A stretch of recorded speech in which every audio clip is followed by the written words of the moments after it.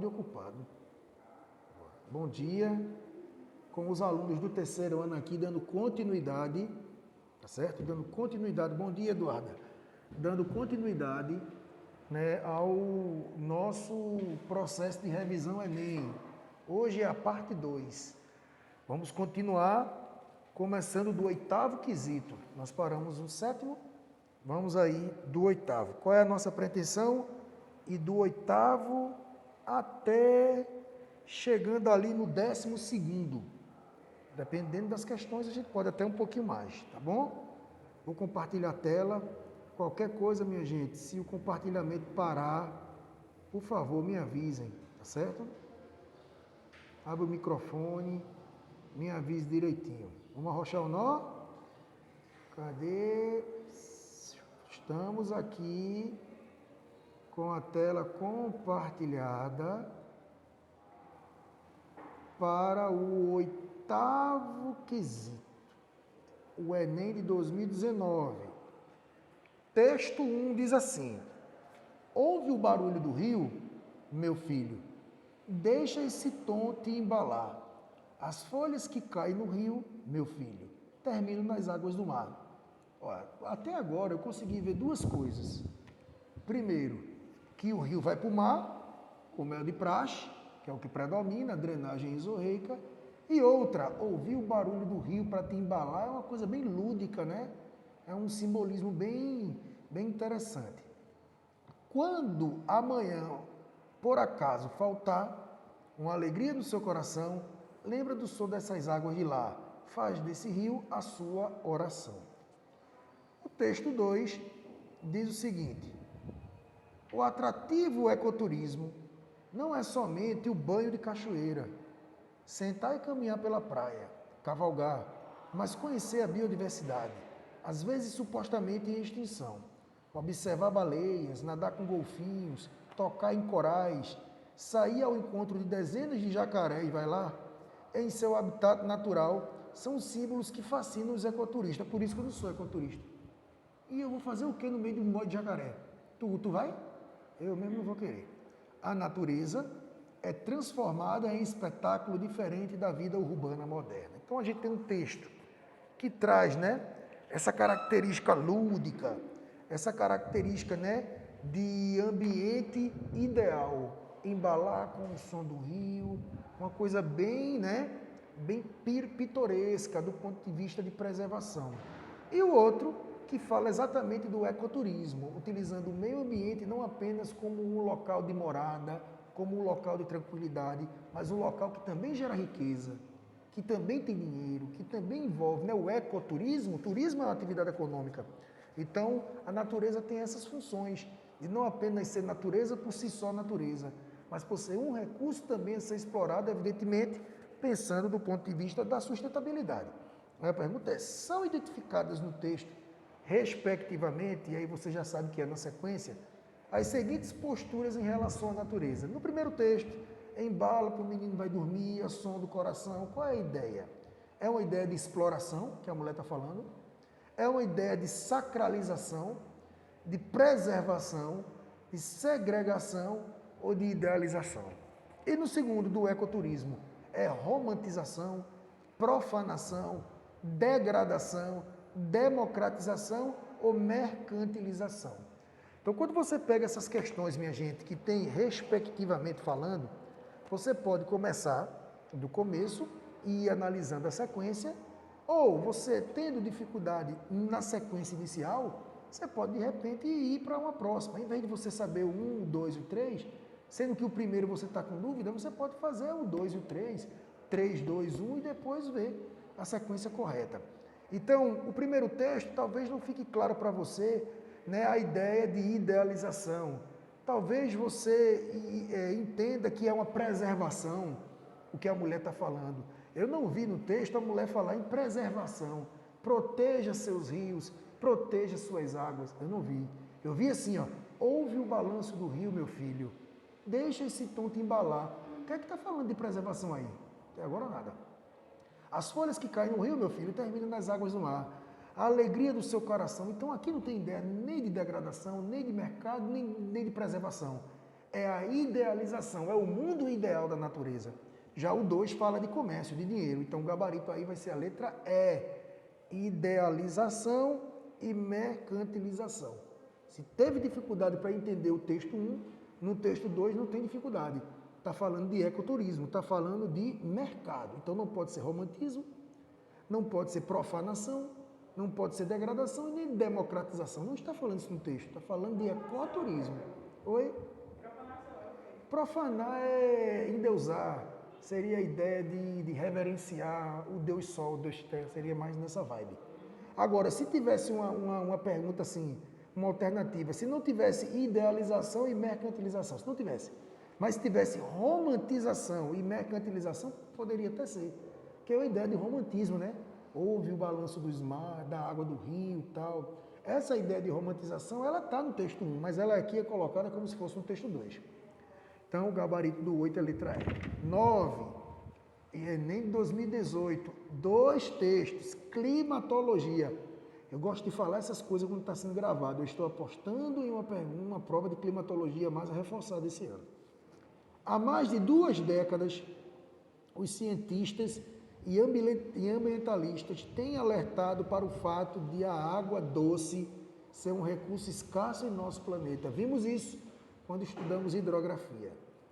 Desde o começo de 2014, o sudeste do Brasil adquiriu uma clara percepção dessa realidade em função de seca. É uma crise hídrica tremenda, presta atenção nesse tópico.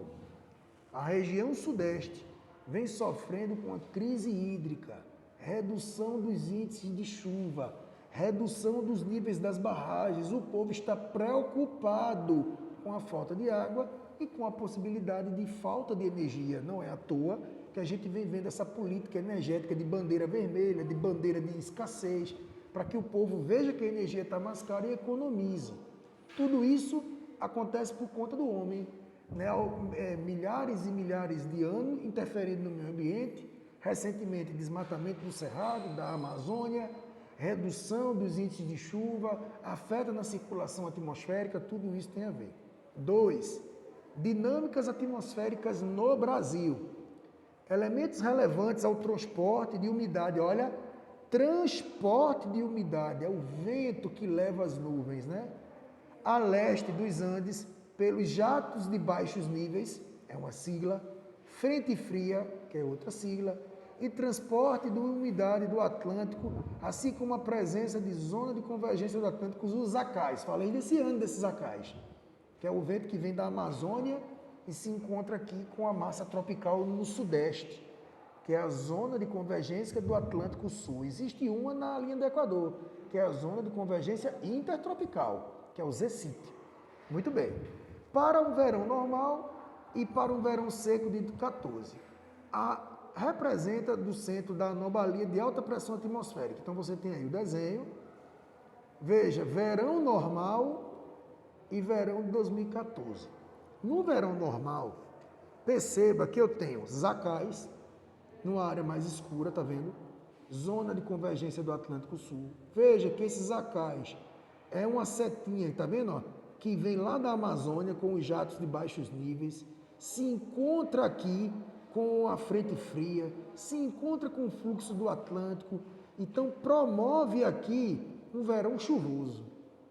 Isso é o normal, porque os ventos vêm trazendo umidade do oceano, vêm trazendo umidade da Amazônia, e a frente fria promove esse tipo de chuva, né? Encontro de massa quente com massa fria. Já no verão de 2014, dá uma olhada. E ainda tem solo úmido. No lado de cá, veja que a parte cinza que representa a chuva, veja que ela diminuiu e ela está mais afastada para os Andes. Veja que os jatos dos baixos níveis continuam existindo. Veja que todos os ventos continuam existindo, menos os acais.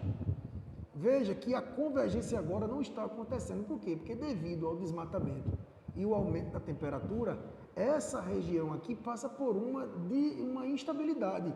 E aí a região fica o quê? Seco. Centro de alta pressão. E geralmente centro de alta pressão é um local que impede a chegada de vento. Impede a chegada de vento. Então, evidentemente que no verão de 2014, como impede a chegada de vento, impede que a umidade dos jatos dos níveis da Amazônia, das frentes frias, impede que isso aconteça, tá bom? Aí a pergunta é, de acordo com as informações apresentadas, a seca de 2014 no Sudeste teve como causa natural. Letra A. Constituição de frentes quentes barrando as chuvas convectivas. Não, porque a chuva convectiva, eu não sei se você lembra, é aquela que se forma e chove no mesmo local. Ela não depende do vento, não depende do deslocamento das massas de ar. B. Formação de anticiclone impedindo a entrada de umidade verdadeiro. O que é um anticiclone? É um local proveniente de quê? De circulação de vento. E essa região de vento vem fazendo o quê? Vem impedindo que os ventos cheguem. Beleza? Presença de nebulosidade na região da cordilheira. Avanço das massas polares para o continente. Baixa pressão atmosférica no litoral. Tudo isso está errado.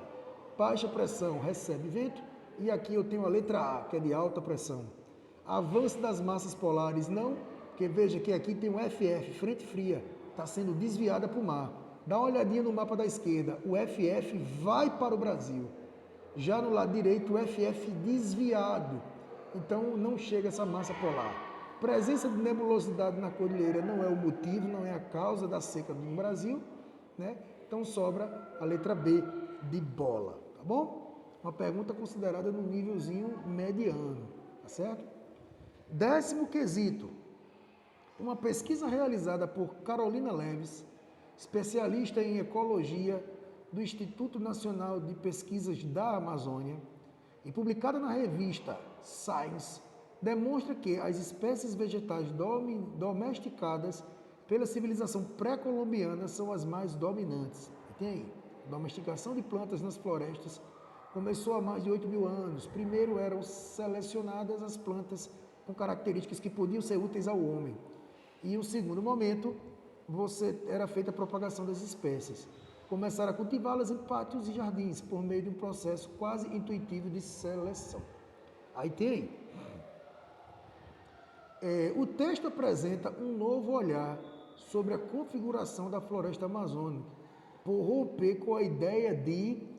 Veja, geralmente quando a gente fala em Amazônia e a gente fala em ser humano e Amazônia, parece que não casa, né? Ser humano e Amazônia não casa, porque ao longo dos anos a Amazônia vem sendo destruída pelo homem. A partir do momento que eu tenho um texto que diz que as civilizações pré-colombianas plantavam coisas na floresta, eu estou com uma ideia completamente diferente daquilo que a gente conhece hoje. Então, antigamente, né, a Amazônia ela era preservada. Antigamente havia reflorestamento, tá? Então, a ideia que a gente tem hoje é de romper a interferência do ser humano no meio. Então, a resposta é letra B, a ausência de ação antrópica. Porque o que é uma ação antrópica? É a ação do homem sobre o meio. E nesse texto não há a ação do homem sobre o meio do ponto de vista de degradar. O que há é uma civilização que não agia para prejudicar, e sim para benefício. Então, primazia de saberes locais, não, né? Tem gente até que marcou essa, né? Primazia de saberes locais, porque era pelo conhecimento deles que botaram certos tipos de plantas que eram úteis. Não, isso aí é um conhecimento que não necessariamente é a grande marca da pergunta, tá certo? Insuficiência de recursos naturais também não é a ideia do texto. Necessidade de manejo ambiental também não, porque ele não está dizendo aqui, ó, a domesticação de planta não foi possível porque o solo era ruim. Aí seria necessário um manejo para poder plantar. Não, não é isso. A ideia do texto é exatamente mostrar a ideia de seleção natural, a ideia de regeneração da floresta sem ação do homem, tá bom? Então a resposta é a letra B, de bola. Pergunta do nível difícil. E aqui a letra E, a predominância de práticas agropecuárias também não. 11. Foi-se o tempo que era possível mostrar um mundo econômico organizado em camadas bem definidas, onde grandes centros urbanos, presta atenção nessa, hein? Onde grandes centros urbanos se ligavam por si próprios a economias adjacentes lentas, com um ritmo muito mais rápido do comércio e das finanças de longo alcance. Hoje, tudo ocorre como se as camadas sobrepostas estivessem mescladas e interpermeadas. Interdependência de curto e longo alcance não podem mais ser separadas uma das outras. Bom, o que ele está querendo dizer aqui? Que as cidades se relacionam entre si. E a grande dificuldade desse relacionamento entre cidades é que as cidades são muito diferentes. Você pegar uma cidade como São Paulo para ter uma relação, por exemplo, com Vitória, é uma dificuldade muito grande. Por quê?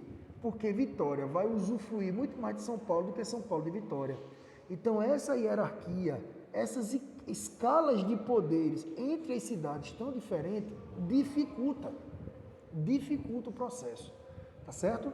E aí, a maior complexidade dos espaços de hoje em dia explica-se pelo quê? E a resposta é o que está na letra D, articulação de rede multiescalares. O que é articulação de rede? É a relação entre as cidades. E o que é multiescalar? Escala, minha gente, escala de poder e hierarquia. Essa é a grande dificuldade, tá ok? Então a resposta é a letra D de dado. Não pode ser a letra A, expansão de áreas metropolitanas. Não é o grande problema do mundo de hoje. Emancipação de novos municípios. Isso não é uma marca do mundo de hoje, pode até existir. Consolidação de domínios jurídicos, isso não é problema, isso pode ser solução para problema. Redefinição de regiões administrativas, é apenas coisas que podem ser feitas para poder facilitar o processo de organização, mas articular as redes, ou seja, gerar uma rede urbana de um país tão grande, com cidades tão diferentes, é lógico que essa relação ela não vai ser fácil. Vou trazer um paralelo para o nosso dia a dia. Chegar numa sala de aula que só tem aluno top das galáxias, a aula é de um jeito. Você chega numa sala em que os alunos, todos, imagina todos, são fracos, a aula tem que ser de outro jeito. Agora, quando você chega numa sala de aula, como é o que a gente vê hoje em dia, com alunos tão diferentes, às vezes eu estou dando aula de um jeito em que o aluno top pega e o aluno está perdido. Tem aluno que pega e tem aluno que está perdido. Essa é a grande dificuldade, você dá a mesma aula para pessoas tão diferentes. Tem gente que tem um histórico de ensino fundamental bom, então se adapta melhor ao médio. Mas tem gente que já pega o bonde andando, né? Vai ter que se adaptar. Então, às vezes parece que o professor está falando grego, porque o professor está dando aula num nível, dando aula de um jeito, sendo que o menino está ali, entendendo, porque é o menino que já viu, é o menino que tem um cursinho, que faz uma isolada, beleza.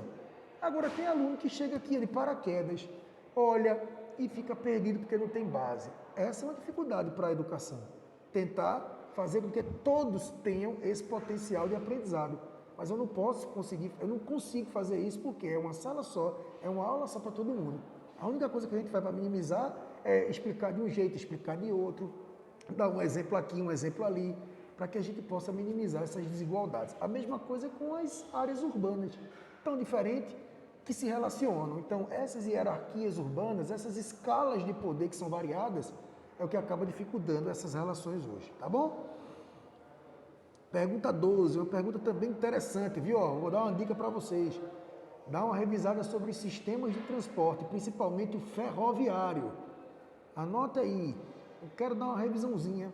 Estuda a questão ferroviária no Brasil, que vem recebendo investimento. Tem aí a Transnordestina, né, que é um projeto, tem essa ideia de ampliação. Dá uma estudada nisso, dá uma revisada, nós já estudamos sobre isso. Enem 2018. Os portos sempre foram respostas ao comércio praticado em grandes volumes. Lembre-se que o transporte marítimo, através dos barcos, é o que mais leva mercadoria para o mundo, tá certo? É pelo navio. Os grandes portos, as grandes navegações, produtos que vêm de fora da China, vêm de navio, ok? Que é o que permite. Que se dá via marítima, lacustre e fluvial. e sofreram adaptações ou modernizações de acordo com um conjunto de fatores que vão desde a localização privilegiada frente a extensas interlâncias, passando por suas conectividades com modernas redes de transportes que garantam acessibilidade associados no atual momento. Tecnologia que o transforma em pontas de lanças de uma economia globalizada que comprime o tempo em nome da produtividade e competitividade. Beleza? Tá aí um texto de um nívelzinho legal, falando sobre a importância, sobre a rapidez, sobre a necessidade do transporte marítimo numa economia globalizada, ok? Então a gente precisa modernizar, sim, os nossos navios, precisa modernizar, sim, os portos, precisa tudo isso, tá bom? E como é que esses navios levam essas mercadorias? Né? Não sei se vocês sabem, duas expressões são muito comuns quando se fala nesse transporte marítimo. Olha para mim. A primeira é o que nós chamamos de atracadouro. O que é atracadouro? É o estacionamento do barco. O barco vem, entra no porto, ele atraca. Então, se eu tenho muitos navios, beleza? E eu tenho poucos atracadores, aí fica os navios tudo parado em alto mar, tudo paradinho lá, esperando a vez. Então eu preciso fazer um investimento no porto, como aconteceu em Suape, para ampliação, modernização e mais atracador. Aí a fila anda. E aí fica mais fácil descarregar, carregar e seguir. Ok? Tem um porto muito famoso no Brasil, vários portos famosos no Brasil. No Nordeste tem o de Pecém, né, no Ceará, você tem aqui o de Suape também e tantos outros. E o outro é o container. A palavra container é exatamente o local por onde a mercadoria é transportada, que cabe muito. Então você tem navios cargueiros com vários containers promovendo essa globalização econômica. E por que eu estou dizendo isso? Pode até servir para o SSA3, porque a globalização é uma marca da geopolítica. E a partir do momento que o transporte marítimo leva e traz mercadoria, eu estou intensificando o processo de globalização. E lembra que esse ano houve o bloqueio do canal do Suez. Esse ano teve o bloqueio do... Vocês lembram disso? O bloqueio do canal do Suez, né? Uma embarcação da Evergreen atracou ali no Egito, no canal do Suez, atrapalhando as mercadorias passarem, porque o canal do Suez é como se fosse um cortar-caminho do Oriente para o Ocidente, Europa, Ásia. Então eles tiveram que fazer o caminho antigo, né? Pelas Índias, né? Aquele famoso caminho das Índias, passando pelo sul da África. E com o derretimento das geleiras, né, o aquecimento global, a Rússia também liderou uma expedição pelo Polo Norte, que não passava antigamente, que era tudo gelo, mas com o derretimento eles passam, estão explorando petróleo, gás e também uma nova rota marítima, para não ficar dependente apenas ali daquela região que é o maior fluxo. Entendido? Então, uma das mudanças que permitiu aos portos adequarem-se às novas necessidades comerciais apontadas no texto foi o quê? Intensificação do uso de contêineres, letra A, verdadeiro. Intensificar o uso de contêineres é você intensificar a carga, intensificar o comércio, intensificar o lucro. Tá bom? O que é que está errado nas outras? Compactar a área de estocagem está falso. Compactar é restringir. Burocratização de serviços de alfândega, não. A gente tem que facilitar. Redução da profundidade do atracador. Reduzir a profundidade e deixar raso. Lembre-se, o atracador é o local que estaciona. Se ele for raso, só cabe um tipo de embarcação. Eu preciso aprofundar, porque quanto mais profundo, os navios de maiores portes também podem vir. E superação da especialização dos cargueiros também não. A gente precisa de especialização para que os cargueiros possam manobrar, chegar direitinho. Então, o gabarito é a letra A, intensificar o uso dos contêineres. Vamos para 13? Não, 5 minutinhos não dá tempo, porque eu vou ter que analisar de uma por uma e fazer uma revisão. Vamos parar no 12, vou até marcar aqui. Tá certo? Próxima aula a gente segue. Deixa eu voltar para cá.